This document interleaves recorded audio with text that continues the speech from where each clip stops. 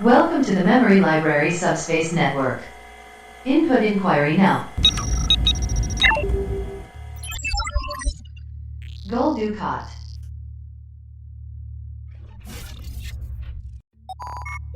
Access granted. Activating holographic interface.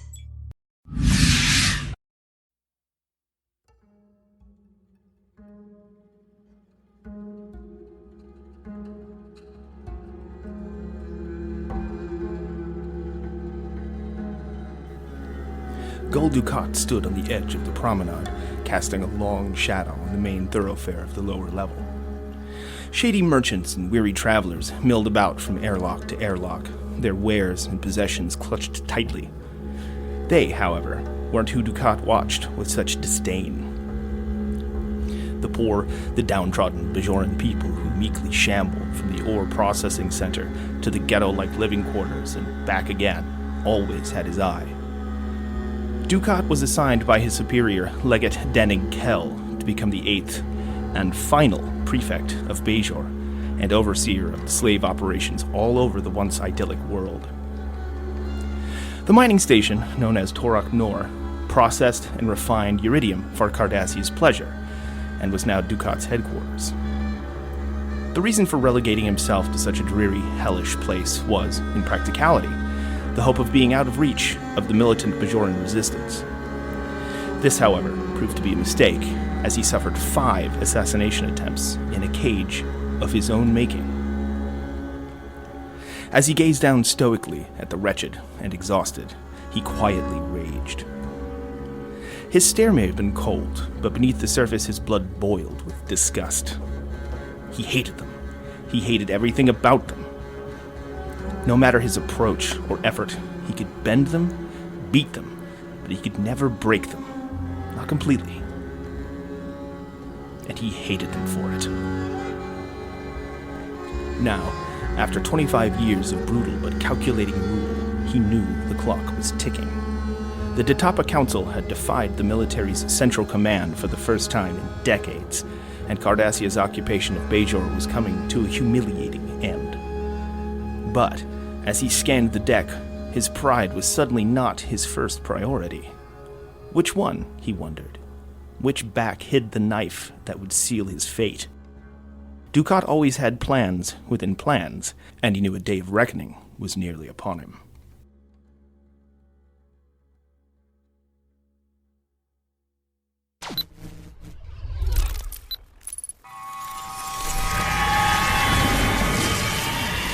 Earth may be a paradise today, but crime does still exist in the universe.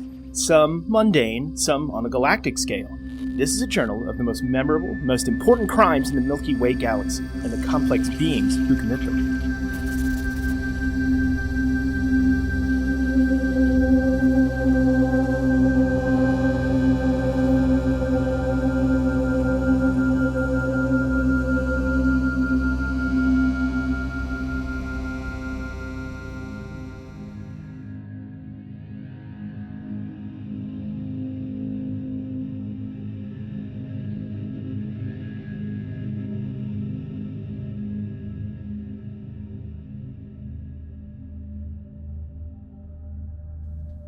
Gul Dukat idolized his father.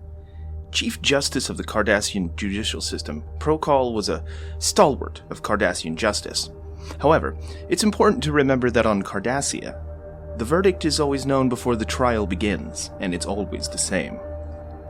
The strength of authority, of the military, of the state, are the cornerstones of Cardassian society, and not to be challenged. The elder Dukat made sure that young Skane would never forget these principles. This dual imperative of breaking the will of the accused and showing a younger generation the wisdom of the state in such a process is part and parcel of the fascist Orwellian Cardassian Union. Upon joining the Cardassian Guard, a wide-eyed Dukat found himself a Glynn, the equivalent of a lieutenant, aboard the starship Cornair. Among his first tasks was sanitizing a compartment where 3 officers had undergone explosive decompression. A profoundly horrified Dukat's innocence melted away very quickly. He didn't sleep for a week. This early event may have traumatized him, but it never slowed the march of his ambition. Dukat quickly rose up the ranks of the fleet and the military as a whole. He was cold and ruthless on his way up, developing a reputation for strategy, cunning, and most importantly, survival. The Cardassian political and military systems were notoriously perilous, especially for the ambitious. Their inherent suspicion of outsiders and their penchant for duplicitousness and strategic skullduggery. Indeed, for Cardassia, the only instrument that can ensure order and security is a strong nation-state bound by solidarity, military might, and an unwavering sense of us versus them, that can hold its enemies at bay, both internal and external. Dukat was a master at navigating these waters, having gone from a lonely Glynn to legate, an admiral of sorts, and a leader of the mighty Second Order, the most feared of Cardassia's armed forces. Maintaining a society such as the Cardassian Union requires constant vigilance, mercilessly snuffing out political dissent, and constant conquering expansion. What better way to enhance the unity of the Cardassian state to be in constant conflict with a common enemy, even if it's from within? In such a society, military losses are not only tolerated, they serve to harden the resolve of the citizenry and strengthen the power of the ruling elite by providing an outside fear. The ever-present threat of invasion from formidable enemies justified the need for security. The threat to racial hegemony by inferior enemies justified the need to subjugate those deemed weaker or even more peaceful than they. But even more valuable to the existential threat the state used in its constant expansion were, of course, the resources that could be reaped from the conquered.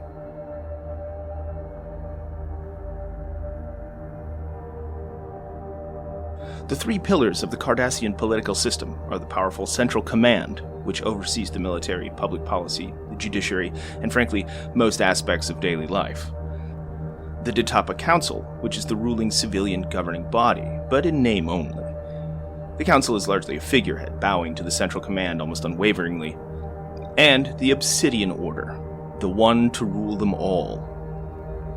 The order was formed with the consolidation of the Cardassian Union in the 19th century, under the supposed authority of the Civilian Council.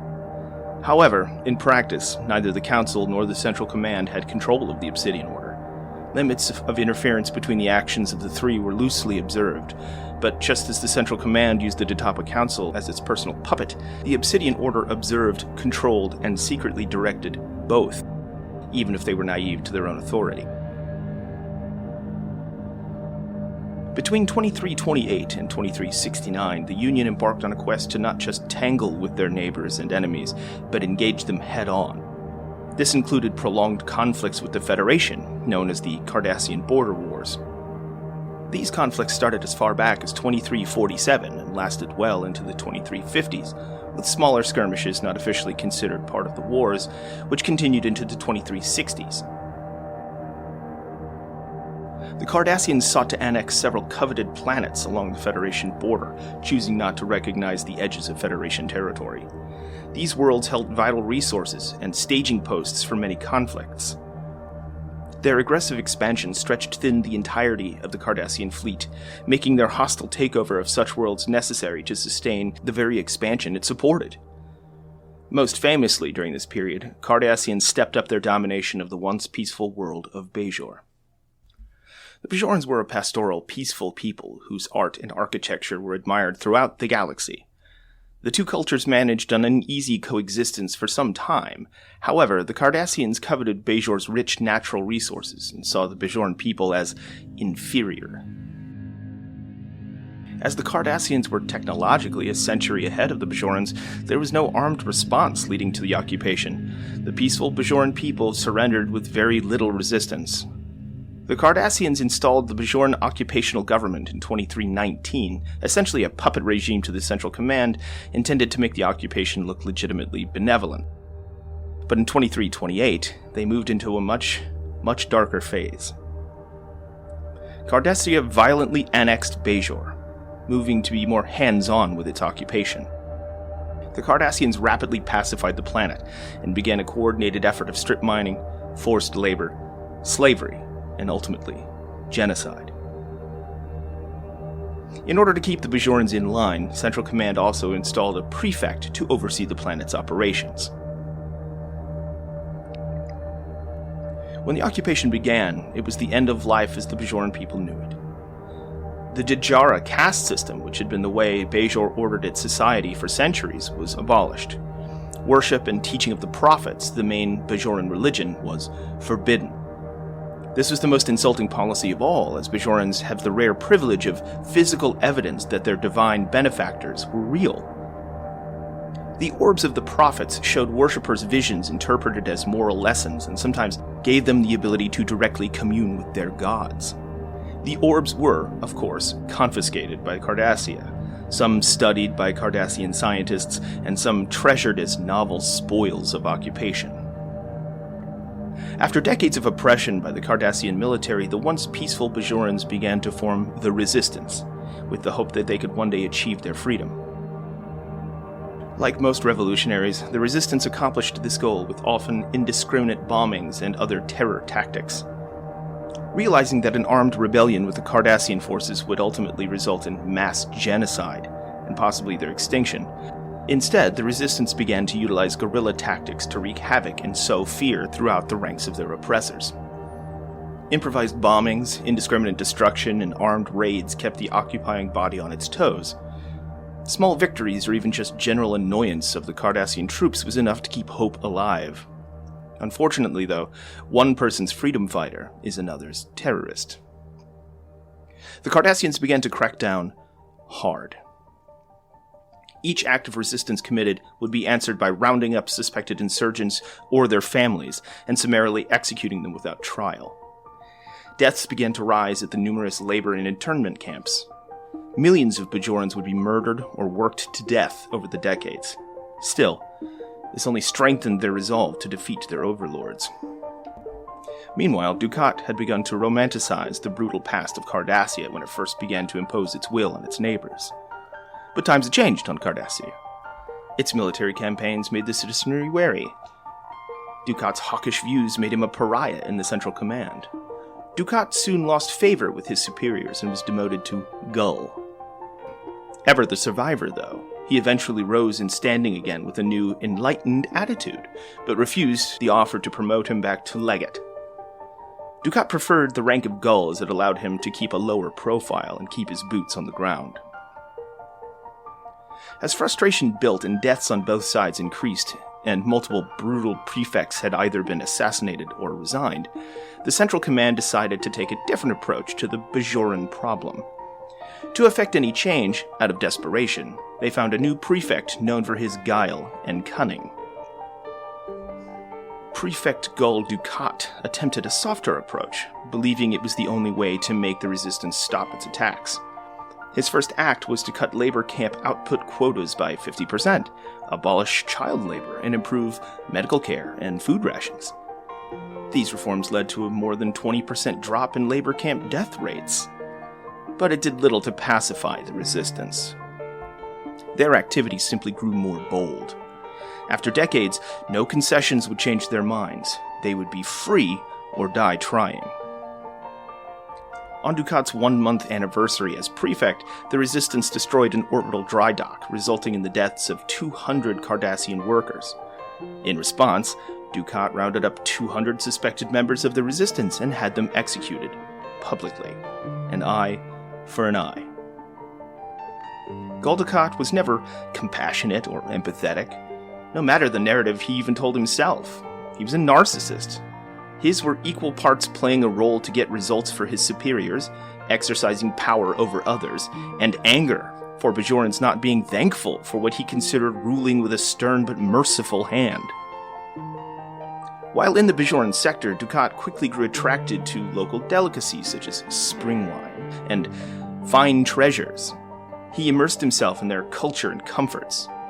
It was during the occupation that he developed his greatest weakness, a fondness for Bajoran women. Cardassian troops, through force or the promise of sparing their families, recruited comfort women for the officers of the Central Command on Terok Nor. Dukat indulged in this activity often and with quiet gusto. He appeared to openly flaunt his multiple mistresses, touring the station with them draped on his arm. He wanted to see them as their savior, their liberator. He sought what he always sought, to be loved as the hero. Dukat did develop what could be called feelings for several of his mistresses, including Kira Maru, staying at her hospital bedside until the night she died, even while her people were dying all around them by his hand. Much to the surprise of everyone, including Dukat, he actually did fall in love with one such woman, Tora Nuprem, or as close to love as he could emulate. Their affair was passionate, at least on his side, and resulted in a serious taboo amongst both cultures, a half-Cardassian, half-Bajoran daughter, Zial. Dukat knew that he had developed enemies on Cardassia who would use his indiscretion against him, and he knew the occupation was teetering on the edge of chaos. Predicting that his political rivals would pounce on the opportunity to destroy him, Dukat sent them away to live on Lesepia, aboard the Cardassian ship Ravenok. He had no intention of seeing them again. No one would know his secret, including his wife and 7 children. Unfortunately, Nuprem and Zial would never arrive on Lesepia.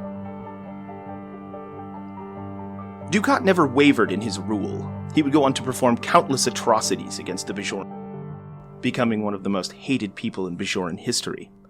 Gul Dukat, however, believed it was the fault of the Bajoran people for being hostile and ungrateful, and grew to hate the entire race for not acknowledging his compassion.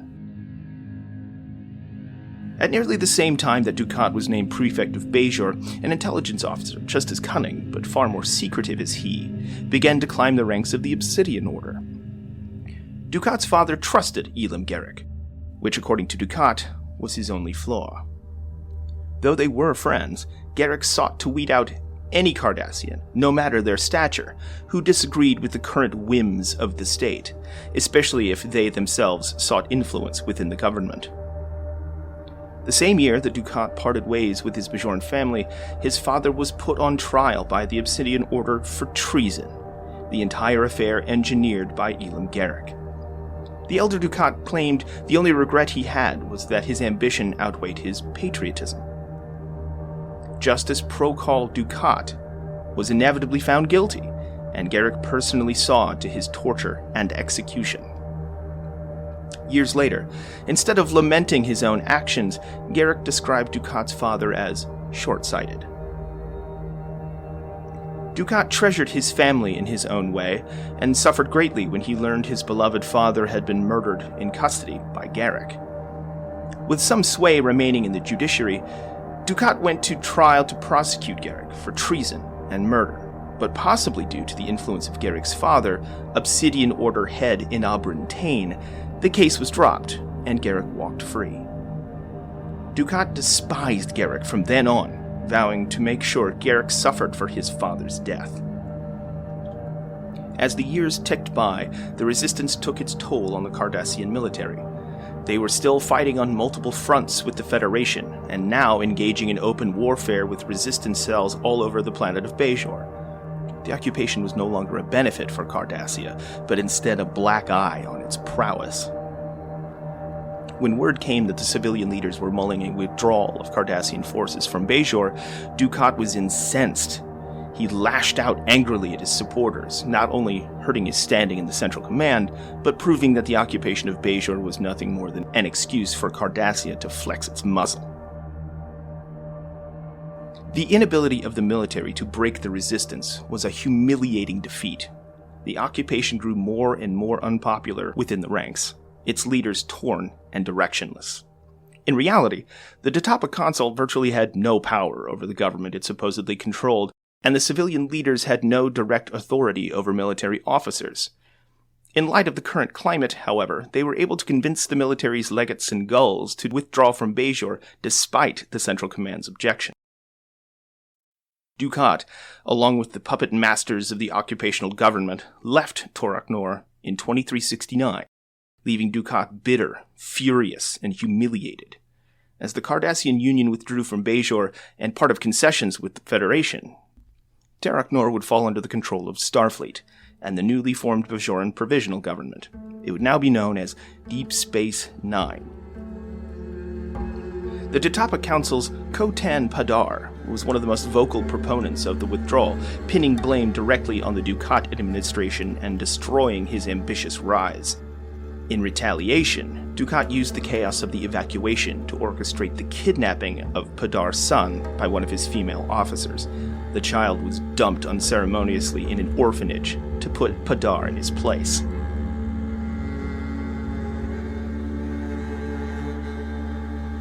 While such revenge is sweet for Dukat, he can't shake his greatest shame, the loss of Bajor. He would spend the rest of his life plotting to conquer it once again, beginning with Terok Nor, not for the pride of Cardassia, but for his own.